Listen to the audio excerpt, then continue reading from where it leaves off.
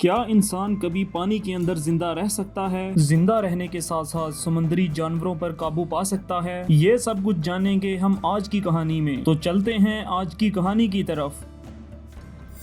کہانی کے آغاز میں ہمیں 1985 کا وقت دکھایا جاتا ہے اور بہت تیز بارش ہو رہی تھی اور سمندر کنارے لائٹ ہاؤس میں رہنے والے ایک آدمی کو ایک لڑکی بے ہوشی کی حالت میں ملتی ہے۔ وہ اس کی جان بچانے کے لیے اسے اپنے گھر لے جاتا ہے۔ جب اس لڑکی کو ہوش آتا ہے تو وہ آدمی اس سے پوچھتا ہے کہ تم کہاں سے آئی ہو؟ وہ اسے بتاتی ہے کہ میں سمندر کے نیچے سے آئی ہوں، وہاں پر سمندری لوگوں کی ایک بہت بڑی سلطنت ہے جسے اٹلانٹس کہتے ہیں اور میں وہاں کی رانی ہوں۔ میرے پیچھے کچھ دشمن پڑے ہوئے تھے اس لیے میں زمین پر آ گئی ہوں۔ اس طرح وہ دونوں اکٹھے رہنے لگتے ہیں اور شادی کر لیتے ہیں۔ اس طرح ان کے گھر میں ایک بیٹا پیدا ہوتا ہے جس کا نام یہ آرتھر رکھتے ہیں۔ اور پھر دکھایا جاتا ہے کہ اچانک ایک دن سمندری سلطنت کے کچھ سپاہی اسے لینے آ جاتے ہیں اور کہتے ہیں کہ ہمیں کنگ نے تمہیں لینے کے لیے بھیجا ہے، لیکن وہ واپس نہیں جانا چاہتی تھی اس لیے وہ ان سب کو مار دیتی ہے اور پھر سمندری شہزادی تھامس سے کہتی ہے کہ مجھے واپس جانا ہوگا، اگر میں واپس نہ گئی تو اگلی دفعہ سمندری سلطنت کی پوری فوج میرے پیچھے آئے گی اور تمہیں ہی اب ہمارے بیٹے کا خیال رکھنا پڑے گا۔ یہ کہہ کر وہ دوبارہ سمندر کے اندر چلی جاتی ہے اور پھر کچھ سالوں بعد کا وقت دکھایا جاتا ہے جب آرتھر بڑا ہو چکا تھا۔ ایک دن وہ ایک سکول ٹرپ پر گیا تھا جہاں پر دیکھا جاتا ہے کہ وہ ایک شارک سے باتیں کر رہا تھا۔ اس سے پتہ چلتا ہے کہ وہ سمندری جانوروں کو بھی قابو کر سکتا ہے۔ کچھ سالوں کے بعد جب آرتھر اور بڑا ہو جاتا ہے تو اس کی ماں ایک یودا کو اس کے پاس بھیجتی ہے تاکہ وہ پانی کے اندر لڑنا سیکھ سکے۔ وہ اسے پانی کے اندر رہنے کے طریقے سکھاتا ہے اور اسے ٹرائیڈنٹ کو استعمال کرنا بھی سکھاتا ہے اور اس سمندری سپاہی کا نام وولگو تھا۔ وولگو سے بتاتا ہے کہ اگر تمہاری ماں سب سے زیادہ کسی چیز سے محبت کرتی ہے تو وہ تم ہو اور تمہارے باپ کی شادی ہونے سے پہلے وہ ایک راجکمار سے ان کی شادی ہونی تھی، اس لیے اس راجکمار کے سپاہی بار بار اسے لینے آ رہے تھے اور اس راجا کا نام راجا اورویکس تھا اور تمہاری ماں نے یہاں سے جانے کے بعد اس سے شادی کی اور اسے ایک وارث دیا اور جب اسے پتہ چلتا ہے کہ تمہاری ماں کا ایک اور بیٹا بھی ہے جو کہ اس زمین پر رہتا ہے اور وہ آدھا انسان ہے تو اس نے تمہاری ماں کو مروا دیا۔ یہ سن کر آرتھر کو بہت زیادہ غصہ آتا ہے اور پھر کچھ سالوں بعد کا وقت دکھایا جاتا ہے جب ایک رشین سب میرین کو دکھایا جاتا ہے اور کچھ لٹیرے اس کو لوٹنے کے لیے اس کے اندر چلے جاتے ہیں۔ اچانک سے وہاں پر آرتھر آ جاتا ہے اور ان سب لٹیروں کو مار دیتا ہے اور سب میرین میں موجود سپاہیوں کو بچا لیتا ہے۔ اس کے بعد دکھایا جاتا ہے کہ آرتھر کی ملاقات ان لٹیروں کے سردار سے ہوتی ہے۔ اس طرح ایکوامین اور اس سردار کے درمیان لڑائی شروع ہو جاتی ہے، لیکن ایکوامین کافی طاقتور تھا اس لیے وہ اس کا مقابلہ نہیں کر پاتا اور پھر اس سردار کا ایک بیٹا بھی تھا جس کا نام ڈیوڈ تھا،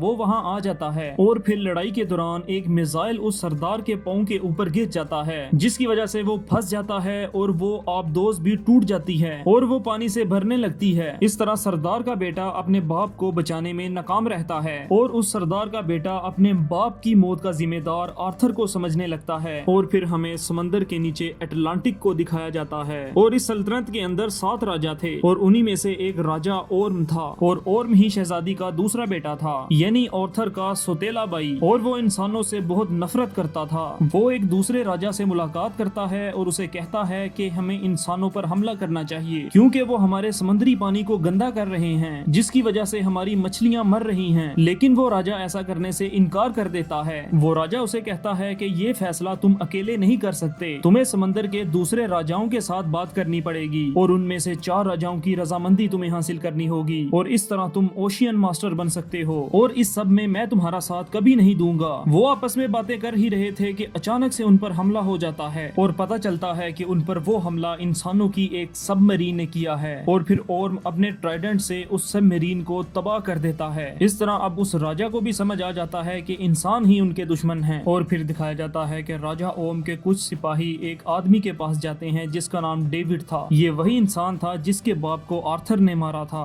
وہ سپاہی ڈیوڈ کو کچھ پیسے دیتے ہیں لیکن وہ اسے لینے سے انکار کر دیتا ہے۔ وہ انہیں کہتا ہے کہ مجھے پیسے نہیں چاہیے، مجھے ایکوامین چاہیے، مجھے اپنے باپ کا بدلہ لینا ہے۔ اور پھر رات کا وقت دکھایا جاتا ہے جب سمندر کے اندر بہت بڑا طوفان آتا ہے۔ آرتھر اور اس کا باپ گاڑی پر جا رہے تھے کہ وہ سمندر کا طوفان انہیں بھی نگل جاتا ہے اور آرتھر اپنے باپ کو نہیں بچا پاتا۔ اس سمندری طوفان کے दौरान एक लड़की आर्थर के पास आती है और उसे बचा लेती है और उसे कहती है कि तुम ही एक्वामैन हो, हमें तुम्हारी जरूरत है और तुम ही अटलांटिक के असली वारिस हो। और उस लड़की का नाम मीरा था। मीरा असल में उसी बादशाह की बेटी थी जिसने ओर्म के साथ हाथ मिला लिया था। आर्थर को अटलांटिस से नफरत थी क्योंकि वहाँ के बादशाह ने ही उसकी माँ को मरवाया था, लेकिन मीरा के कहने पर उसे वहाँ जाना पड़ता है। और फिर दिखाया जाता है कि एक्वामैन की मुलाकात वोल्गो से होती है। वोल्गो एक्वामैन को कहता है कि अटलांटिक को तुम्हारी जरूरत है। वोल्गो से कहता है कि तुम्हारे सौतेले भाई ने राजा नीरस को अपने साथ मिला लिया है और वो अब दूसरे राजाओं को अपने साथ मिलाएंगे और उसके बाद वो तुम्हारी दुनिया पर हमला करेंगे जिससे पूरी दुनिया तबाह हो जाएगी। उसके बाद वोल्गो एक्वामैन को एक ट्राइडेंट के बारे में बताता है जो कि अटलांटिक के असल वारिस के पास ही होता है और इस ट्राइडेंट को आज से कई सौ साल पहले पोसाइडन के लोहे से बनाया गया था और इस ट्राइडेंट की मदद से समंदर के अंदर मौजूद हर जानवर पर काबू पा सकते हैं। और ये उस वक्त की बात है जब अटलांटिस पानी के ऊपर मौजूद था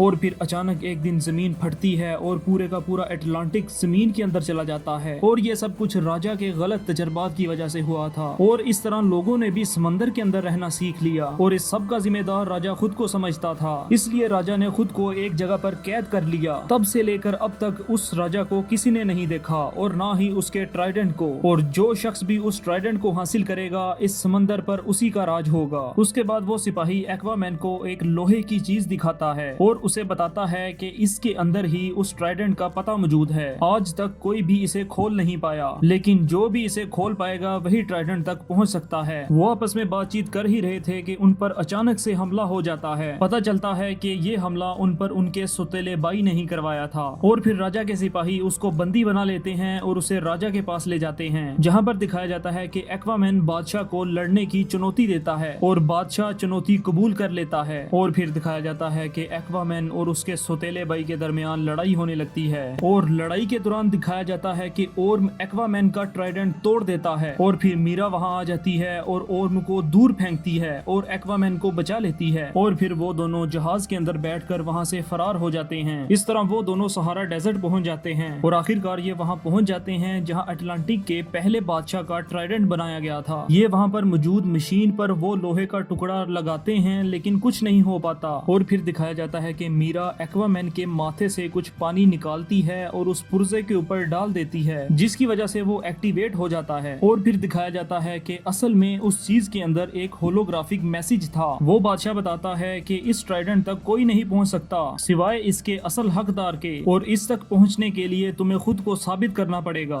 और फिर अचानक से जमीन के अंदर से एक बोतल निकलती है जिसमें उस ट्राइडेंट तक पहुंचने का एक नक्शा था और फिर ये दोनों वहां पहुंच जाते हैं जहां पर उस नक्शे ने बताया था और आखिरकार इन्हें उस ट्राइडेंट की लोकेशन मिल जाती है। एक्वामैन और मीरा को दिखाया जाता है जो उस ट्राइडेंट की लोकेशन की तरफ जाने ही लगते हैं कि डेविड वहां आ जाता है और उन पर हमला कर देता है। डेविड अब पहले से काफी ज्यादा खतरनाक हो चुका था, इसलिए उन दोनों के दरमियान काफी खतरनाक लड़ाई होती है, लेकिन आखिरकार वो डेविड को हराने में कामयाब हो जाता है। और उसके बाद एक्वामैन और मीरा एक कश्ती में बैठकर उस लोकेशन की तरफ निकल पड़ते हैं और दिखाया जाता है कि रात के वक्त उनके ऊपर काफी खतरनाक समुद्री क्रिएचर हमला कर देते हैं, लेकिन उन क्रिएचर की कमजोरी थी कि वो रोशनी का मुकाबला नहीं कर सकते थे, इसलिए वो रोशनी जलाते हैं और समंदर के अंदर कूद जाते हैं। और जब ये समंदर की तह के अंदर पहुंचते हैं तो इन्हें वहां पर एक रोशनी दिखाई देती है। जब ये उस रोशनी के करीब पहुंचते हैं तो इन्हें पता चलता है कि ये तो एक पोर्टल है। वो दोनों पोर्टल के अंदर चले जाते हैं और एक नई दुनिया के अंदर पहुंच जाते हैं। जब ये दोनों वहां पहुंचते हैं तो इनकी मुलाकात एक ओल्ड लेडी से होती है। ये असल में कोई और नहीं बल्कि एक्वामैन की माँ ही थी। वो एक्वामैन को बताती है कि तुम्हारे बारे में जब बादशाह को पता चला तो उन्होंने मुझे मारना चाहा और मुझे उन्हीं क्रिएचर के हवाले कर दिया जिनसे तुम्हारा मुकाबला हुआ था और फिर मैं भी उसी पोर्टल के जरिए से यहाँ पहुँच गई और अब इस जगह से निकलना नामुमकिन है। सिर्फ एक ही सूरत में हम यहाँ से निकल सकते हैं अगर हमारे पास वो ट्राइडेंट मौजूद हो और ट्राइडेंट को हासिल करना नामुमकिन है क्योंकि उसकी हिफाजत एक राक्षस कर रहा है जिसका नाम कैराथिन है। और फिर एक्वामैन उस ट्राइडेंट को लेने के लिए वहाँ से चला जाता है और जब वो अंदर पहुँचता है तो उसे वहाँ सामने एक ट्राइडेंट नजर आता है। जैसे ही वो उसे पकड़ने के लिए आगे की तरफ जाता है तो कैराथिन उस पर हमला कर देता है। कैराथिन उसे कहती है कि तुमसे पहले भी बहुत से लोगों ने उस ट्राइडेंट को हासिल करने की कोशिश की लेकिन वो इसे हासिल करने में कामयाब ना हो सके और अगर तुम भी ये ना कर पाए तो मैं तुम्हें खा जाऊंगी। और फिर दिखाया जाता है कि एक्वामैन उस ट्राइडेंट के पास जाता है और उसे उस बादशाह से छीन लेता है। जैसे ही ہی وہ ٹرائیڈنٹ کو اپنے ہاتھ میں پکڑتا ہے تو اس کا دماغ سمندری جانوروں سے کنیکٹ کر جاتا ہے، اور پھر ایکوامین جب وہاں سے باہر آتا ہے تو اس کے ہاتھ میں وہ ٹرائیڈنٹ موجود تھا۔ اس کی ماں یہ دیکھ کر کافی خوش ہوتی ہے، اور پھر اورم کو دکھایا جاتا ہے جس نے 3 سلطنت کو اپنے ساتھ ملا لیا تھا، لیکن چوتھی سلطنت کو ملانے میں ناکام رہتا ہے، اس لیے ان سب کے درمیان لڑائی شروع ہو جاتی ہے، اور پھر ایکوامین بھی وہاں پر آ جاتا ہے جس کے ہاتھ میں وہ پیلا ٹرائیڈنٹ موجود تھا۔ وہ اپنے ٹرائیڈنٹ کی مدد سے تمام سمندری جانوروں کو اپنے قابو میں کر لیتا ہے، اس طرح لڑائی ہونے سے رک جاتی ہے، اور پھر ایکوامین کا سوتیلا بھائی اس کو چیلنج کرتا ہے۔ وہ اسے کہتا ہے کہ تم میرے ساتھ لڑو، جو زندہ بچے گا اسی کی حکومت ہوگی، اور پھر دکھایا جاتا ہے کہ ایک سب میرین کے اوپر ان کی لڑائی چل رہی تھی، اور وہ ایک دوسرے پر بہت خطرناک طریقے سے حملہ کر رہے تھے